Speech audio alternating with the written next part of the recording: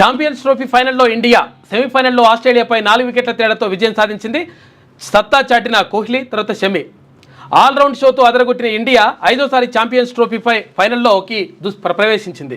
ఇక బౌలింగ్లో షమి, తర్వాత బ్యాటింగ్లో కోహ్లీ, శ్రేయస్ అయ్యార్, తర్వాత కేఎల్ రాహుల్ దుమ్ము రేపడంతో మంగళవారం జరిగిన సెమీఫైనల్లో టీమిండియా 4 వికెట్ల తేడాతో ఆస్ట్రేలియాను చిత్తు చేసింది. ముందుగా ఆస్ట్రేలియా 264 రన్స్కు ఆల్అవుట్ అయింది. ఇక స్మిత్, తర్వాత క్యారీ రాణించారు. తర్వాత ఇండియా 6 వికెట్లు కోల్పోయి 267 స్కోర్ చేసి నెగ్గింది. ఇవాళ న్యూజిలాండ్, సౌత్ ఆఫ్రికా మధ్య జరిగే 2వ సెమీఫైనల్లో నెగ్గేటువంటి జట్టుతో టీమిండియా ఆదివారం ఫైనల్లో తలపడుతుంది. సో ఛాంపియన్స్ ట్రోఫీస్లో టీమిండియా అద్భుతమైన పర్ఫార్మెన్స్ చేస్తూ ఉన్నది. ఇప్పటివరకు అజేయంగా ఫైనల్ వరకు చేరుకోగలిగింది. ఇక గ్రాడ్యుయేట్ ఎమ్మెల్సీకి సంబంధించి మనం చెప్పాం ఇప్పటిదాకానే అంజిరెడ్డి ముందంజలో ఉన్నారు. దాదాపు 4500 ఓట్ల పైచీలకు తేడాతో ఉన్నారు. సో ప్రసన్న హరికృష్ణ కూడా మంచి గట్టి పోటీ ఇచ్చిండు. సో ఇక వాళ్ళందరి 100 కోట్ల రూపాయల డబ్బులను, వేలాది లక్షలాది మంది కార్యకర్తల యొక్క బలాన్ని, సో అవన్నింటిని తట్టుకొని బీసీ వాదంపై పోటీ చేసేసి సో బీసీ ప్రజల మన్ననలు పొందడంలో హరికృష్ణ ఈరోజు విజయం సాధిస్తే, ఇక ఢిల్లీకి సంబంధించిన అప్డేట్స్, ముఖ్యమంత్రితో పాటు ఉత్తమ్ కుమార్ రెడ్డి కూడా రాష్ట్ర మంత్రి వారు ఢిల్లీలో ఉన్నారు. సో ఢిల్లీకి సంబంధించిన అప్డేట్ సంబంధించిన వార్త ఇది. 1891 కోట్ల బకాయిలు చెల్లించండి, 10 ఏళ్లుగా పెండింగ్లో పెట్టారంటూ సీఎం రేవంత్ రెడ్డి కేంద్ర మంత్రి ప్రహ్లాద్ జోషితో నిన్న కలిసి చర్చించాడు. సీఎంఆర్ డెలివరీ టైం పొడిగించండి, సీఎంతో చర్చల్లో పాల్గొన్న మంత్రి ఉత్తమ్ కుమార్ రెడ్డి అంటూ సో ఒక వార్త ఉంటే, ఇది ప్రధానంగా మనం చూడాల్సింది ఏంటంటే, తెలంగాణకు పీఎం కుసుమ్ కింద గతంలో వచ్చిన 4000 మెగావాట్ల సోలార్ విద్యుత్ ఉత్పత్తికి అనుమతులను పునరుద్ధరించాలని సీఎం రేవంత్ రెడ్డి కేంద్ర మంత్రి ప్రహ్లాద్ జోషికి విజ్ఞప్తి చేశారు. 4000 మెగావాట్లకు అనుమతులు ఇచ్చిన కేంద్రం తర్వాత దాన్ని 1000 మెగావాట్లకు కుదించిందన్నారు. సో రాష్ట్రంలో మహిళా సంఘాల ద్వారా సోలార్ విద్యుత్ ఉత్పత్తిని తాము ప్రోత్సహిస్తున్నామని కేంద్ర మంత్రికి వివరించిండు. సరే, తమ విజ్ఞప్తులపై కేంద్ర మంత్రి సానుకూలంగా స్పందించినట్లు భేటీ అనంతరం ఉత్తమ్ కుమార్ రెడ్డి వెల్లడిస్తే, సో నిన్న మొన్న కూడా చాలా స్పష్టంగా గౌరవనీయులు రేవంత్ రెడ్డి గారు ప్రకటించున్నారు. రాష్ట్ర అభివృద్ధికి అన్ని విధాలుగా నరేంద్ర మోడీ గారు సహకరిస్తున్నారని ప్రకటించున్నాడు. కాబట్టి సో నరేంద్ర మోడీ సహకారంతో ఈ రాష్ట్రానికి రావాల్సినటువంటి పెండింగ్ బకాయిలు, పెండింగ్ వ్యవహారాలన్నీ కూడా సక్సెస్ఫుల్గా తీసుకొస్తారని చెప్పేసి మనం కూడా ఆశిస్తున్నాం. ఒకవేళ రాకపోతే మళ్ళీ అడగాలి. సో ఎన్నిసార్లు తిరుగుతారు, ఎన్నిసార్లు చేస్తారు, ఏంటి అనేది. నరేంద్ర మోడీ సహకారాలు మెండుగా రేవంత్ రెడ్డి పైన ఉన్నాయట. తెలంగాణకు 10 ఏళ్లుగా పెండింగ్లో ఉన్న 1891 కోట్ల రూపాయల బకాయిలను తక్షణమే చెల్లించాలని కేంద్రాన్ని సీఎం రేవంత్ రెడ్డి కోరారు. ఈ మేరకు మంగళవారం కేంద్ర ఆహార, పౌర సరఫరాల శాఖ మంత్రి ప్రహ్లాద్ జోషితో సీఎం రేవంత్ రెడ్డి 2 దఫాలుగా చర్చలు జరిపారు. కేంద్ర మంత్రి నివాసంలో ఉదయం నుంచి సాయంత్రం వరకు 2 సార్లు భేటీలు జరిగినాయి. సో ఇక ఇది ఇలా ఉంటే, మనకు గ్రాడ్యుయేట్ ఎమ్మెల్సీకి సంబంధించినటువంటి 11వ రౌండ్ చివరి రౌండ్ రిజల్ట్ కూడా వచ్చేసింది. 14,000కు సంబంధించినటువంటి ఆ ఓట్ల లెక్కింపు ప్రక్రియ అంతా కూడా పూర్తయిన తర్వాత మళ్ళీ 11వ రౌండ్లో భారతీయ జనతా పార్టీ ఆధిక్యంలోకి వచ్చింది. 11వ రౌండ్లో భారతీయ జనతా పార్టీకి వచ్చినటువంటి ఆధిక్యం 399 ఓట్లు. సో మొత్తంగా 11వ రౌండ్లో అంజిరెడ్డి 11 రౌండ్లు పూర్తయిన తర్వాత, సో అంటే మొదటి రౌండ్ ఓట్లన్నీ కూడా ఆల్మోస్ట్ ఆల్ పూర్తయిపోయినాయి. మొదటి ప్రాధాన్యత ఓట్ల లెక్కింపు పూర్తయిన తర్వాత బీజేపీ అంజిరెడ్డికి వచ్చినటువంటి ఓట్లు 74,548, కాంగ్రెస్ పార్టీకి వచ్చినటువంటి ఓట్లు 69,581, ప్రసన్న కుమార్కి వచ్చినటువంటి ఓట్లు 59,751. సో ఓవరాల్గా 4,977 ఓట్ల ఆధిక్యంలో భారతీయ జనతా పార్టీ మొదటి ప్రాధాన్యత ఓట్లలో మనకు ఆధిక్యత ప్రదర్శిస్తూ ఉన్నది. సో ఇంతకుముందు దాకా నేను చెప్పినట్టుగా సో 5,000 కొంచెం అటు ఇటుగా రమారమిగా ఉండొచ్చు మొదటి ప్రాధాన్యత ఓట్లలో బీజేపీ యొక్క ఆధిక్యం అని చెప్పినట్టుగానే ఆల్మోస్ట్ ఆల్ మొదటి ప్రాధాన్యత ఓట్ల లెక్కింపు ప్రక్రియ పూర్తయింది. కాబట్టి సో 5,000కు టచబుల్గా ఉంది. సరే, చూడాలి మరి దీన్ని ఎట్లా ఇదేనా ఓవర్కమ్ చేస్తాడా నరేందర్ రెడ్డి లేదా అనేది చూడాలి. సో మనకు ఉన్నటువంటి అవగాహన ప్రకారం అయితే 99% బహుశా ఉండకపోవచ్చు. నరేందర్ రెడ్డికి ఛాన్సెస్ చాలా తక్కువ ఉండొచ్చు. కేవలం 1-2% ఉంటాయి. ఇంకో కారణం కూడా ఉంది. భారతీయ జనతా పార్టీ అక్కడ 4 ఎంపీ స్థానాల్లో, 4 జిల్లాల్లో 4 ఎంపీ స్థానాల్లో భారతీయ జనతా పార్టీ ఉంది. తర్వాత ఇంకొకటి ఏంటంటే 7 ఎమ్మెల్యేలు కూడా. మనము ఈ జనరల్ ఈ గ్రాడ్యుయేట్కి సంబంధించినటువంటి మనం పోల్చడానికి వీల్లేదన్న. సో ఏ ఎమ్మెల్యేలు, ఏ ఎంపీలు, ఏ మంత్రులు ఉన్నారు, ప్రసన్న హరికృష్ణ వాళ్ళకి అక్కడ దాకా ఢిల్లీలోకి వచ్చింది. సో భారతీయ జనతా పార్టీకి ఉంటుండవచ్చు. కాంగ్రెస్ పార్టీ కూడా 3 మంత్రులు ఉన్నారు, 7 ఎమ్మెల్యేలు ఉన్నారు, వాళ్ళు కూడా 2-3 ఎంపీలు ఉన్నారు. మరి ఎందుకు కోట్లాది రూపాయలు ఖర్చు చేసినా కూడా ఎంపీలకు, ఎమ్మెల్యేలకు ఈ ఎన్నికకు అసలు ఉండదు, దీనికి సంబంధం ఉండదు. సరే, ఇది గ్రాడ్యుయేట్ సంబంధించిన ఎన్నిక. గ్రాడ్యుయేట్ ఇది ఒక డిఫరెంట్ ఎన్నిక ఉంటుంది కాబట్టి సో ఇది రాజకీయాలు అనేది కొంత ప్రభావం చూపెట్టగలుగుతుంది. పార్టీ క్యాడర్ ప్రచారం చేయడానికి ఉపయోగపడుతుంది, పార్టీకి వచ్చే ఫండింగ్ ఉపయోగపడుతుంది, పార్టీ ద్వారా మీడియాలో ప్రచారం చేయడానికి ఉపయోగపడుతుంది. కానీ అంతిమంగా ఓటర్ లక్ష్యంగా ఇది రీచ్ కావడానికి కోసం ఏదో 20-25% ఉండొచ్చు, కానీ అంతకు మించి ఉండకపోవచ్చు. సో అంతిమంగా అంతిమంగా హరికృష్ణకు వచ్చిన ఓట్లే ఇప్పుడు కీలకం రెండో 60,000 ఉంటుంది. సో ఫైనల్ విజేత అనేది నిర్ణయించేది ఇక్కడ ప్రసన్న హరికృష్ణ. సో ప్రసన్న హరికృష్ణ కింగ్ కాలేకపోయినా కింగ్ మేకర్ కాబోతా ఉన్నాడు. సో వీళ్ళిద్దరిలో విజేత నిర్ణయించేటువంటి శక్తి ప్రసన్న హరికృష్ణ దగ్గరనే ఉండబోతా ఉన్నది. సో కింగ్ మేకర్ ప్రసన్న హరికృష్ణకు వేసినటువంటి ఓట్లే ఇక్కడ అత్యంత కీలకం కాబోతా ఉన్నాయి. ఇక సర్కార్ బడి పిల్లల్లో 40% మందికి ఫ్యాటీ లివర్ ఉందంట. సర్కార్ స్కూళ్ళ పిల్లల్లో 40% మంది ఫ్యాటీ లివర్, 80% మంది ఐటీ ఉద్యోగులు ఒబిసిటీతో బాధపడుతున్నారని AIG hospital chairman doctor D Nageswara Reddy తెలిపారు. దేశంలో 60% మంది ఒబిసిటీతో బాధపడుతున్నారట. ఇది నాగేశ్వర రెడ్డి గారి గురించి ఈ మధ్యలో తరచు వినబడతా ఉన్నది. సో పద్మ విభూషణ్ వచ్చింది. సో అభినందన సభ ఏర్పాటు చేశారు ఆయనకు. సార్ నాగేశ్వర రెడ్డి ఏదైనా కూడా ఆయన ఒక టాలెంటెడ్.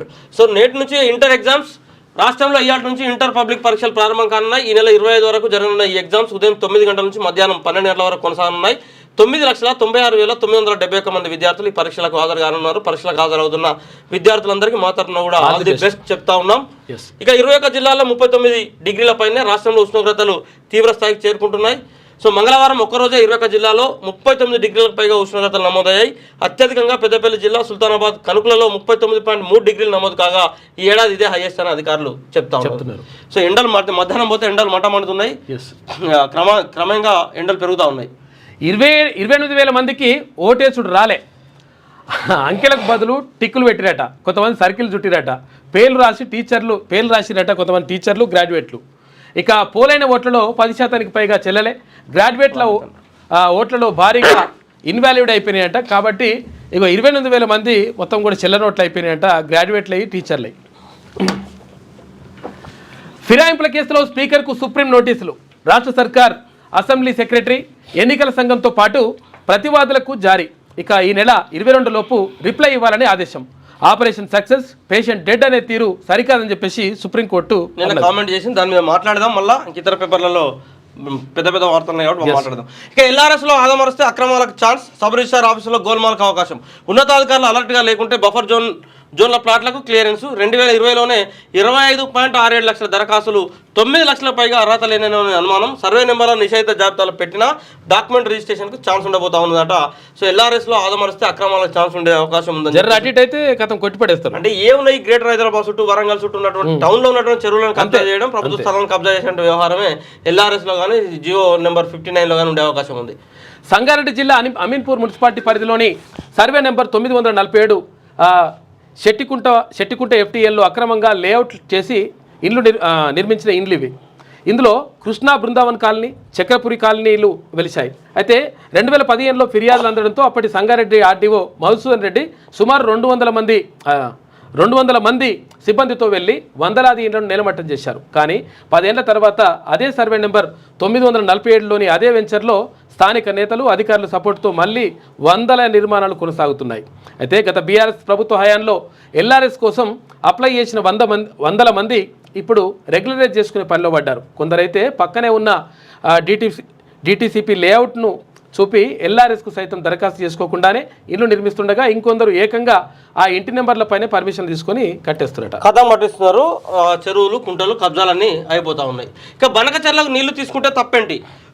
సముద్రంలోకి వృధా పోయే నీళ్లపై రాజకీయాలని చంద్రబాబు అంటే, నేను కాళేశ్వరం ప్రాజెక్టును వద్దనలేదే, తెలంగాణలో ఇంకా ప్రాజెక్టులు కట్టుకోండి, మిగిలిపోయి కిందికి వచ్చిన నీళ్ళని తాము వాడుకుంటామన్న ఏపీ సీఎం నిన్న బనకచెర్లకు సంబంధించి రేవంత్ రెడ్డి అదేవిధంగా ఉత్తమ్ కుమార్ రెడ్డి ఆబ్జెక్షన్ చేస్తూ నిన్న కేంద్ర ప్రభుత్వానికి తమ అభ్యంతరాలు వ్యక్తం చేస్తే, సో దానికి తప్పిందని చెప్పేసి చంద్రబాబు కౌంటర్ చేశారు. పోలవరం నుంచి గోదావరి నీళ్లను బనకచెర్ల తీసుకెళ్తే తప్పేంటని ఏపీ సీఎం చంద్రబాబు నాయుడు అన్నారు. ఇవన్నీ సముద్రంలోకి వృధా పోయే నీళ్లు అని, వీటిపై రాజకీయాలు చేయడం సరికాదన్నారు. తెలంగాణలో కాళేశ్వరం ప్రాజెక్టు కడితే తాను వ్యతిరేకించలేదని, అవసరమైతే మరిన్ని ప్రాజెక్టులు కూడా కట్టుకొని నీటిని నిల్వ చేసుకోవచ్చని చెప్పారు. మంగళవారం ఏపీలో గ్రాడ్యుయేట్ ఎమ్మెల్సీ ఎన్నికల్లో టీడీపీ విజయం సాధించిన తర్వాత మంగళగిరిలో పార్టీ హెడ్ ఆఫీసులో జరిగిన విజయోత్సవ సభలో చంద్రబాబు మాట్లాడాడు. అయితే మేము ఇంకా ప్రాజెక్టులు కావాలంటే మీరు కూడా కట్టుకొని అంటున్నట. ప్రాజెక్టులు కడుతున్నట్టే నీళ్ళు తీసుకోవతామన్నట్టే లెక్క కదా. ఇప్పుడు ఇదివరకు ఏమైంది, ఇక్కడ ఏది పోతిరెడ్డిపాడు కట్టుకున్నారు, తర్వాత ఇక్కడ ఏది సో ఇతర ప్రాజెక్టులు సార్ ఈ ప్రాజెక్టు నీళ్ళ పంచాయతీ ఎక్కడ తీసుకొస్తారు ఏందన్నా చూద్దాం. ఈ కేంద్రం కూడా సరైన వైఖరి కాదు, ఏదో తేల్చేస్తే అయిపోతుంది. ఇక కార్పొరేట్ ఆసుపత్రులు దోచుకుంటున్నాయి, రాష్ట్రాల వైఫల్యం వాటికి వరంగా మారిందని సుప్రీంకోర్టు నిన్న కామెంట్ చేసింది. పేదలకు మందులు అగ్గోకు దొరకట్లేదని కామెంట్ చేస్తారు. సో ఇక అది మందుల దందా అయితే చాలా పెద్ద దందా, అది మనం చెప్పాలి మాఫియా. విద్యా వైద్యానికి సంబంధించిన మాఫియా ఈ రోజు భారతదేశంలో రాజ్యం వెళ్తా ఉన్నది. ప్రత్యేకించి తెలంగాణ, ఆంధ్రప్రదేశ్ వంటి రాష్ట్రాలను విద్యా సమర్థిస్తున్నారు 100%. ఇప్పుడు మీరు ఒకసారి చూడండి, మొత్తం పొలిటికల్ వ్యవస్థ అంతా చుట్టూ విద్యా వైద్యం చుట్టే తిరుగుతుంది. సో సామాన్య రాజకీయ నాయకులు, సామాన్య ప్రజలేమో ప్రజలందరికీ విద్యా వైద్యం అందుబాటులో ఉండాలి, అత్యంత సూపర్ స్పెషాలిటీ వైద్యం అందుబాటులో ఉండాలని డిమాండ్ చేస్తారు. కానీ ఈ విద్యా వైద్యానికి సంబంధించిన వ్యాపారం చేసేటోళ్ళే రాజకీయ నాయకులు అయిపోయి చట్టసభలలో కూర్చున్నారు. విద్యా వైద్యం అనేది లేకుండా, బ్యాక్గ్రౌండ్ లేకుండా. ఇప్పుడు మీరు ఏ ఎగ్జాంపుల్ అన్నది ఇవ్వండి. ఇప్పుడు ఎమ్మెల్సీ ఎన్నికలలో ఇప్పుడు పోటీ చేసిన వాళ్ళు కూడా అదే కదా, మాక్సిమం విద్యా సంస్థల అధినేతలు ఉన్నారు. అంటే ఇప్పుడు రాజకీయాలకు ఒకప్పుడు రాజకీయాలకు వస్తువులంతా కూడా ఏంటంటే ప్రజలకు సర్వీస్ చేయాలంటే ఉద్దేశంతో వచ్చేటువంటి వాళ్ళంతా కూడా గతంలో ఉంటుండేది, మనం పేర్లు చెప్తుండేది. ఇప్పుడు ఎవరున్నారు రాజకీయాలలో? మీరు చూడండి, ప్రైవేట్ యూనివర్సిటీ తీసుకుంటే మల్లారెడ్డి, పల్లా రాజేశ్వర రెడ్డి, ఎస్ఆర్ వరదారెడ్డి, వాడు ఇంకో రెడ్డి అంతా కూడా ఇదో మాఫియా. ఇప్పుడు పోటీ చేసినట్టు అంజిరెడ్డి, నరేందర్ రెడ్డి. సో ఈ విద్యా వ్యాపారంలో, వైద్య వ్యాపారంలో ఉన్నటువంటి వాళ్ళే ఈ రోజు రాజకీయాల్లోకి వచ్చేసి 100 కోట్ల రూపాయలు ఎదురు. వాళ్ళు ఎందుకు వద్దంటారు? ఇక ఇప్పుడు వీటిని ప్రైవేట్ విద్యా సంస్థలు వద్దని వాళ్ళు ఎందుకు అంటారు? ఫ్రీగా రావాలని చెప్పేసి వాళ్ళు ఎందుకు అంటారు? ఎందుకంటే దాని మీద బతుకుతున్నాయి. సో మహిళా సంఘాలకు 600 బస్సులు సెర్ప్ ద్వారా కొనుగోలు చేసేందుకు సర్కార్ గ్రీన్ సిగ్నల్. ఆర్టీసీకి అద్దెకిచ్చే ఆదాయం పొందేలా ప్లాన్. ఒక్కో బస్సు కొనుగోలుకు 36 లక్షల రూపాయలు. ఆర్టీసీ చెల్లించే అద్దె 77,220 రూపాయలు. 8వ కొత్త స్కీమ్ ప్రారంభించనున్న రేవంత్ రెడ్డి అంటూ ఆఖరికి మహిళా సంఘాల దగ్గర ఆర్టీసీ బస్సులు అద్దెకు తీసుకోవాల్సిన పరిస్థితి ఏర్పడ్డది. ఇక నాకు తెలిసి ఇట్లనే కొనసాగుతూ ఆర్టీసీ పరిస్థితి మరి ఇంకొక 2 ఏళ్ళు 3 ఏళ్ళు చేస్తారు నాకు తెలిసి. ఎందుకంటే ఆర్టీసీ కూడా అది అపచయ పైన ఉన్నట్టుగా సమాచారం అంతా ఉంది. 1వ తారీఖు జీతం ఇచ్చుడు తప్ప రిక్రూట్మెంట్ జీరో అయిపోయింది. అన్ని కాంట్రాక్ట్ బేస్ రిక్రూట్మెంట్లకు ఆర్టీసీ వెళ్ళిపోయింది. సరే, మనం పేదలకు మహిళలకు ఉచిత బస్సు స్కీమ్స్ ప్రవేశపెట్టిన తర్వాత సరే ఇది తీసుకొని మరి ఎంత చెల్లిస్తారు, ఎంత పోతారు, ఏందని తెలియదు.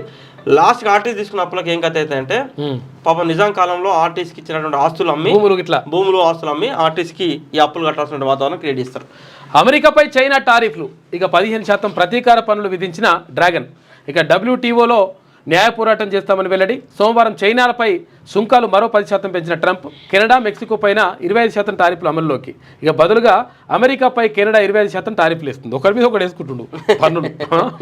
సో ఉక్రెయిన్కు యుఎస్ మిలిటరీ సాయం కట్టని చెప్పేసి నిన్న యుఎస్ చేస్తే, సో ఉక్రెయిన్ అధ్యక్షుడు జెలెన్స్కీ కూడా ఎక్కడ అమెరికాకు తలగకుండా ఆయన మళ్ళీ అంటుండే ఇప్పుడు నీకు దండం పెడతాను, ఆయన నాకు మళ్ళీ సాయం చేయని పోతున్నాడు. ఎవరు? ఇప్పుడు ఉక్రెయిన్ మళ్ళా జెలెన్స్కీ అన్న అమెరికా అధ్యక్షుడు ప్రపంచాన్ని వణికిస్తున్నట్టు అమెరికాకు ఆ రోజు ఛాలెంజ్ విసిరడమే ప్రపంచవ్యాప్తంగా గొప్ప విషయం. అది చిన్న దేశం, అది చిన్న ఉక్రెయిన్ లాంటి దేశం, రష్యా లాంటి అభివృద్ధి చెందిన దేశం అమెరికా లాంటి అగ్రరాజ్యాలను సవాల్ చేసి నిలబడుతున్నదంటే దట్ ఈస్ గ్రేట్. అసలు ఆత్మవిశ్వాసం. సో నీళ్ళ ట్యాంకర్లకు ఫుల్ డిమాండ్. ఫిల్లింగ్ స్టేషన్ల వద్ద బార్లు. హైదరాబాద్ వెస్ట్ సిటీలో నీటి కొరత. రోజుకు 12,000 నుంచి 14,000 ట్యాంకర్ల బుకింగ్. నిరుటితో పోలిస్తే ఈ మార్చి నాటికే 50% బుకింగ్స్ పెరుగుదలైనట. నీళ్ళ ట్యాంకర్లకు ఫుల్ డిమాండ్ వచ్చింది. ఇంటింటికి మిషన్ భగీరథ, మన భగీరథ కార్యక్రమాలు, ఇంటింటికి మంచినీళ్ళ కార్యక్రమాలు, బిందెత్తుకొని బయటకు వెళ్తే నల్ల నీళ్ళు రాకపోతే ఓటు అడగాని అప్పుడు కాక చెప్తే 15 నెలలుగా మనం ప్రభుత్వం వచ్చిన తర్వాత సో మంచినీళ్ళ కోసం మనం తీసుకున్నటువంటి చర్యల పుణ్యానని మనం వెలుగు పత్రికలు ఈ వార్తను చూడాల్సి దోపిడీ నడుస్తా ఉన్నది. సో ప్రైవేట్ ట్యాంకర్లు కనబడతా ఉన్నాయి. సో ఇది హైదరాబాద్ ఉన్న పరిస్థితి. అయితే గ్రామాలలో ఎటువంటి పరిస్థితి ఉంటుందో మనం అర్థం చేసుకోవచ్చు. ఇది వెలుగులో ఉన్నటువంటి వార్తలు. పిల్లలను కనాలని తమిళనాడు సీఎం పిలుపునిచ్చిండు. పిల్లల స్కూల్ ఫీజులు భరిస్తే కనడానికి నేను రెడీ అని అంటా ఉన్నదట. సరే, ఇదంతా అయ్యే పని కాదు, పోయే పని కాదు. ప్రజలలో ఒక చైతన్యం వచ్చింది. 2 కంటే ఎక్కువ పెంచలేమన్నటువంటి భారం తెలుస్తా ఉన్నది. మా దర్శనం లాంటి పెళ్లి చేసుకోవడానికి ముందుకు వస్తాడు పిల్లలు వచ్చిన తర్వాత. సో ఇవన్నీ